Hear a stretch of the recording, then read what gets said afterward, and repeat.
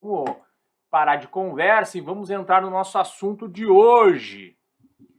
Vamos falar nesse assunto de hoje de reversão de tendências, tá? Eu acho que a gente veio construindo este assunto. Na semana passada eu mostrei para vocês diferenças entre índices para a gente conseguir observar padrões de candle.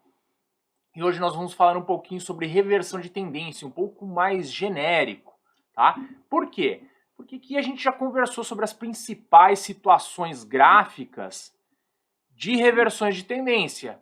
A gente já falou mais especificamente sobre Oco, sobre Okoi, né? Quando for um ombro cabeça a ombro invertido no final de uma tendência de baixa. Falamos sobre ilha de reversão, falamos de reversão de solavanco, falamos de topos duplos, topos triplos durante o programa e falamos também sobre rompimentos de linhas de tendência, tá?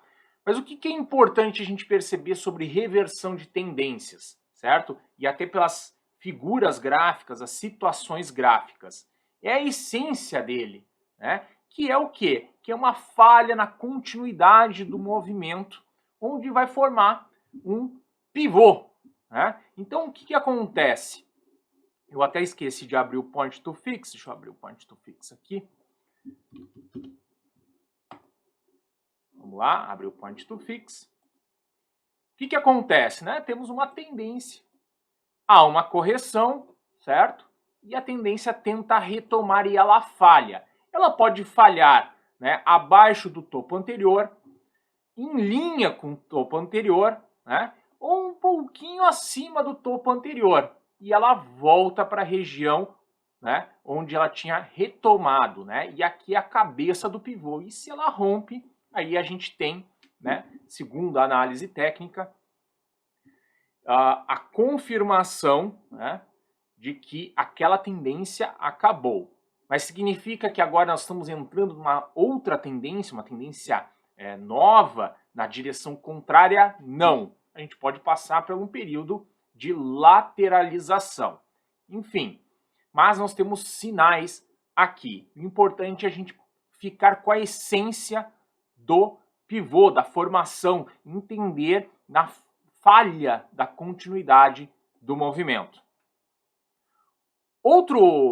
Situações gráficas, né, que a gente pode utilizar dentro da reversão de tendências, que até servem como um sinal antecipado, são os padrões de candlestick.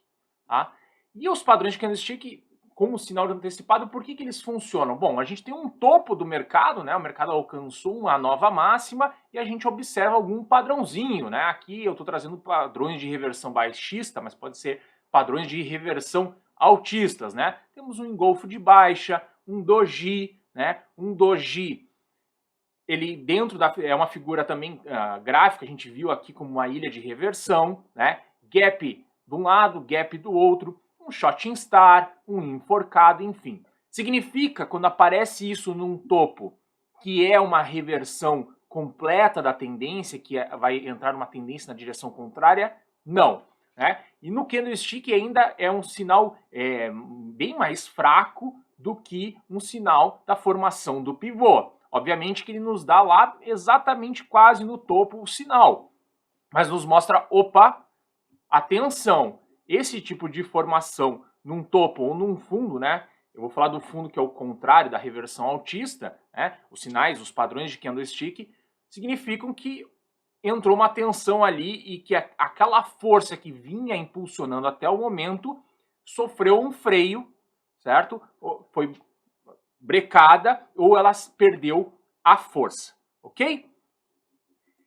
O que é importante em reversão de tendência, né? Além das situações gráficas, dos candles que vão sinalizar, os sinais começam a pipocar em tudo que é lado, né? Geralmente a gente vem rastreando lá sobre um oscilador com sobrecompra ou sobrevenda, né? A gente começa a observar os volumes, aí a gente vê um topo com padrões de candle, aí depois, né, a gente vê o pivô formado e o rompimento da cabeça dele. Então, né, a gente vai tendo vários sinais que vão se somando e vão nos mostrando que a tendência, né, vai ser revertida, né, e aí ela pode virar uma lateralização ou uma tendência na direção contrária.